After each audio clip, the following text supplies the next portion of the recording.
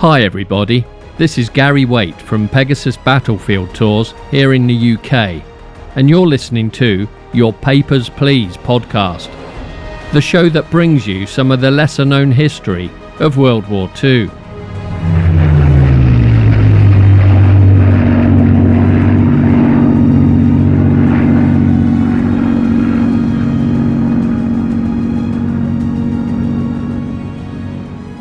So, welcome to episode 2, where we're going to relate the story of 20-year-old Trooper Cecil Newton, who served in a Sherman tank crew with the British 47 Royal Dragoon Guards.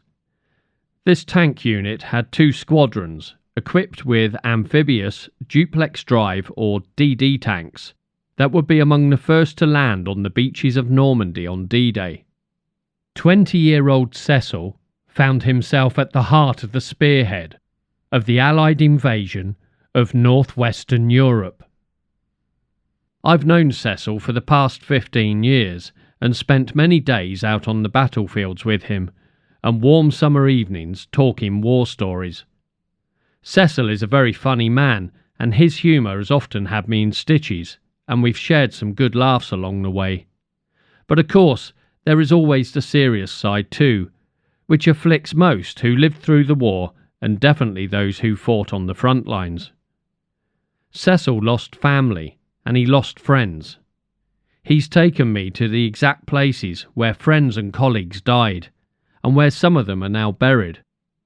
I've always felt this had a profound effect on Cecil, and is the reason why he has always been at the forefront of his regimental commemorative events, and continues to be so to this day, even in his old age. Cecil has been the driving force of safeguarding the regimental history and the erection of remembrance plaques and monuments both sides of the Channel. I interviewed Cecil just before COVID at the late Jacques Fourcade's house in Normandy. So this is Cecil's story, in his own words, and what he refers to as a trooper's tale. I was a trooper in the 4th 7th Royal Dragoon Guards. I joined early 1943 and was 1944 when I was wounded, and that was the end of my army career. I had a brother who was very keen cadet at school. He joined the 5th Tanks, and unfortunately he was killed by the SS in Germany, murdered as the account goes. I wasn't very keen on joining the army, but as Frederick went in, and I absolutely adored him, I decided to volunteer myself. And I volunteered, and within next to no time, I went down to Bovington Camp and joined the primary training regiment there. And after 6 months, the primary training regiment, I went to the 58th Training Regiment in tanks. And I was a volunteer. I had a choice of which regiment to go into, and the 4th 7th Royal Dragoon Guards sounded very, very pleasant. So I joined them, and after 6 months of training, went to Suffolk in a hutted camp there. And then life started to begin. I was 20-year-old, a boy, a bit naive, but I enjoyed the camaraderie very much. They were all very nice. The people in the hut I shared, always willing to have a laugh, always willing to take it out of the officer. I remember having an inspection of a bed inspection, and we had to roll our blankets and everything had to be perfectly immaculate. And to prepare for the inspection, one of the lads got half a dozen contraceptives, blew them up, and hung them from the ceiling of the hut. So the officer had no choice but to duck besides these to get to do the inspection. He didn't say a word, really. He just get on with it. No one, as far as I was concerned, was reprimanded for doing that, but that was the kind of humour that my fellow sufferers had. We had Valentine tanks, and then we were told we were going to go on to swimming tanks, and we were equipped with Valentine swimming tanks. Now these duplex drive, now these were an ordinary Valentine tank, but with a screen that could be inflated with rubber pillars that went round it, and it had one propeller. And we went on training to Studland Bay, where 6 tanks sank, unfortunately, which I put up a plaque in their memory later on after the war. However, we went all over the country, up to Tain, Fort George, in training on these tanks. They weren't suitable for land warfare. They had a 2-pounder gun on them, but they were very low, and the Russians liked them very much, the actual Valentine, and I understand a lot of them were exported to Russia. After the DD Valentine tanks, we were told that they were going to be upgraded to Sherman DD tanks with 2 propellers, very similar, with a 75mm gun. We didn't see those. We saw the Sherman, but we never saw the floating tank until the back end of May 1944, when they were delivered just before we were going to Normandy. However, we were sent down to Leap, B and C squadrons, and under white bell tents, a crew of 5, unlike the Valentine, which was 4, and it speaks something of the air superiority that they could put these 2 squadrons of bell tents on a hill at Leap in Hampshire. The tanks were eventually delivered. They came, it was the site of the Mulberry Harbour, and with a concrete road going down to the beach. And that's where the tanks were delivered. They came along the foreshore, and then they parked in a copse at the base of the hill, and there we fitted them out with all the bits and pieces. They were delivered from America with notes from the American ladies wishing us well, and we put ammunition in them and all that business, and they're all in bits and pieces and parts. And then we were told that we were going to go on the D-Day expedition soon, on the 3rd of June, and the camp would be closed. So we all got up in the middle of the night and walked to London AWOL, absent without leave, putting bolsters in our beds to resemble bodies, and we got a lift right at the end by an American in a jeep. Some of us had walked all the way, actually, and we came back to, we spent a weekend at home, and then we came back, and some of the AWOLs jumped out of the train before it got to war to escape the MPs, military police, and one or two were injured. However, it was bedlam when we did arrive at war. There were these AWOL people, including myself, running like mad all over the platform and out, and the military police couldn't cope with all those people, and so the majority got away from being apprehended. Then on the 3rd of June, they said that was the time we were going.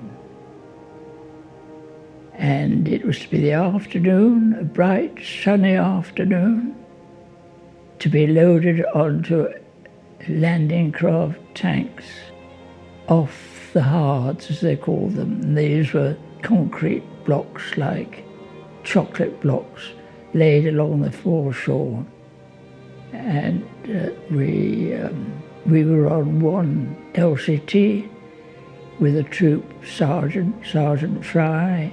Alongside was another LCT with the troop leader's tank on it. We semaphored. We had to learn semaphore in training, so we semaphored the best of luck to each other, and then we set sail. We got no further than the Needles. Storms arose, and we had to wait there. D-Day was delayed by a day. Eventually, the weather improved, and we continued the rest of our journey, arriving off Gold Beach at early hours of the morning.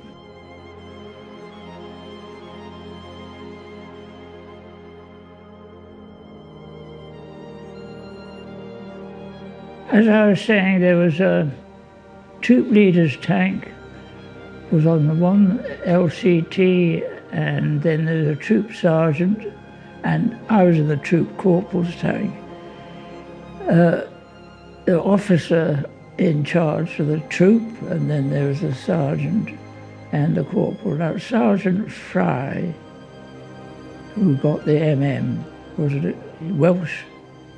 I must mention him. He was a very, very nice person. So we sailed across in very mucky weather and then lay offshore, waiting for the order. We were landing 5 minutes before the main assault in our duplex drive Sherman tanks. I could remember it very well. There was a LCT to our right firing rockets, a rocket ship with chutes going up with the rockets. And then there were battleships, Bristol and Orion, further out, firing their shells about the size of a dustbin. Didn't see the blockhouse that we were earmarked to capture. And then Sergeant Fry came round and said, "We'll be off shortly, have a cup of tea or something."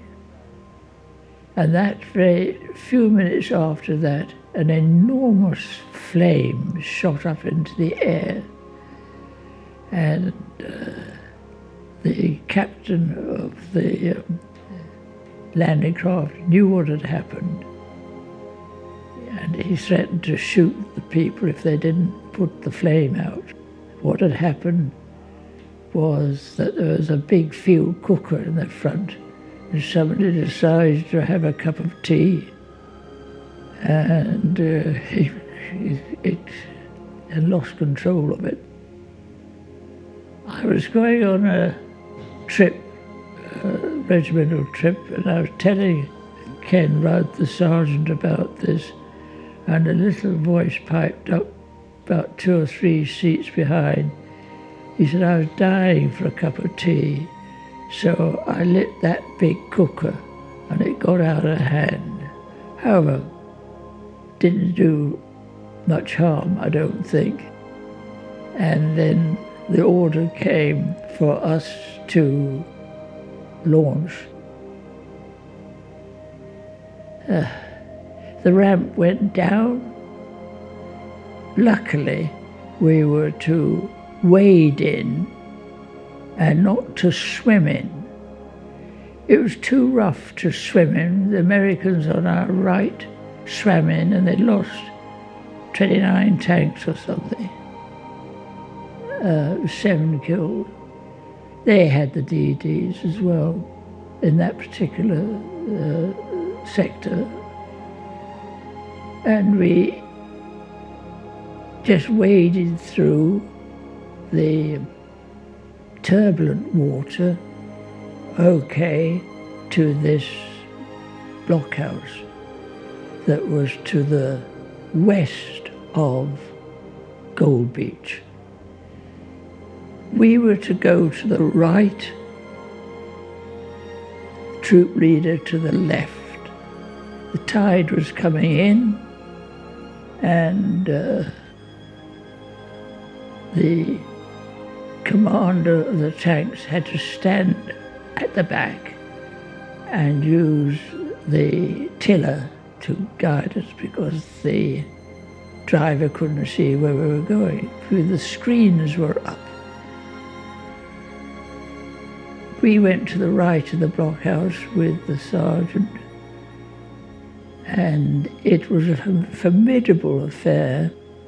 It had a 50mm gun in it, and it traversed, enfilade down the beach each way and traversing rear.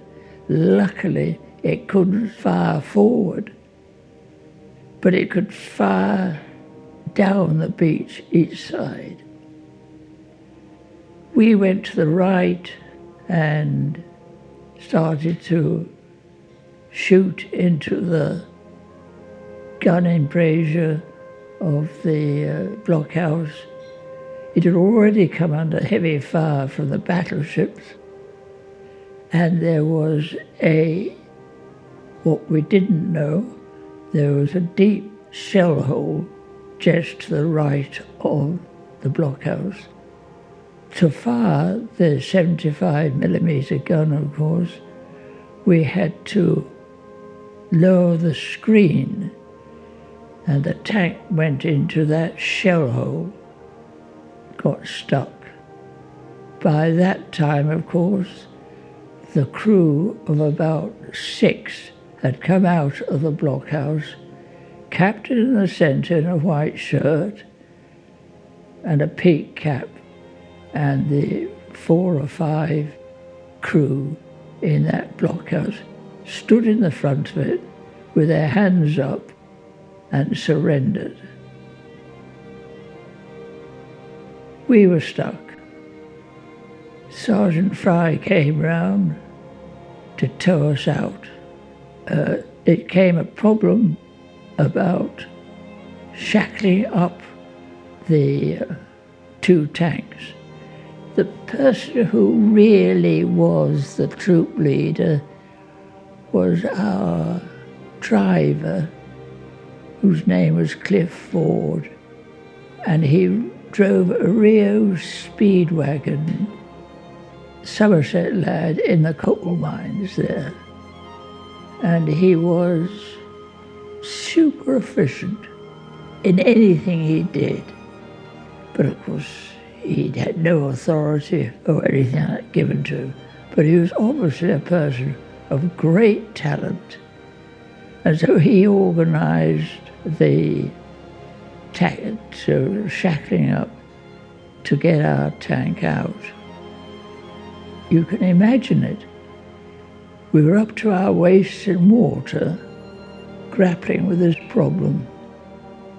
Cold June day, early June. It's incredible that we didn't even notice it. There were 2 young Royal Marines dead, flopping about in the surf as they came in. Amongst those the nearest to us, they were very young. And so couldn't shackle up. So he said to the co-driver, "You get down there, Wolf, and I'll stand on you while you do the shackling up." And that's what he did, nearly drowned Wolf. He just stayed there, standing on him. But they did shackle up. But it was of no... Sergeant Fry's tank couldn't pull us out. And we had to abandon the tank by the blockhouse. It was very fortuitous, really, because the photographs of the blockhouse now show the gun pointing our way, and if we'd gone a metre further forward, it had got us straight through the turret. So that was very fortunate that we went into the shell hole. Otherwise, I wouldn't be telling you about this now. Well, the orders were to get off the beach as soon as possible. So the troop leader and the troop sergeant went up the lane, which is still there, to the west of Gold Beach. At the bottom of that lane on the beach, there were underground bunkers, and there were bunkers above the ground and slit trenches, and in one of the slit trenches was a German, and he was either dead or very badly wounded. The Navy personnel from the landing craft came ashore and started throwing lumps of rock at this German. There was no other opposition. They'd all fled. And I was sitting on a bedroll. I wondered what the commotion was. And I got up and I said to the nearest Navy chap, "Stop that." And I could see him now. He looked at my shoulders to see if I got pips. And as I hadn't got pips, he gave me a push and told me in no certain manner to go away. Well, he eventually, very, very soon afterwards, they stopped that. The stretcher bearers came up and took the German away.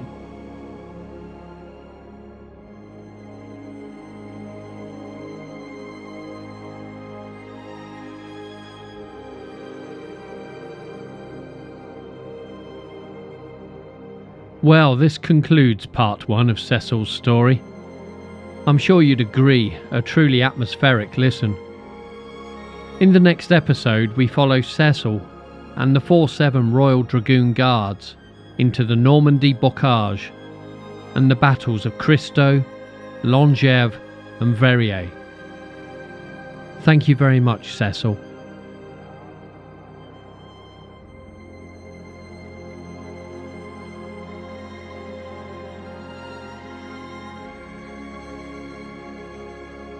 Yes, thanks for listening to Your Papers Please with me, Gary Waite.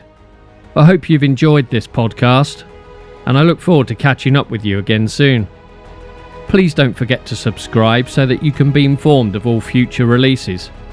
You can find me under Pegasus Battlefield Tours on Facebook and Twitter, and the website www.pegasusbattlefieldtours.com. Thanks everyone. Toodle pip.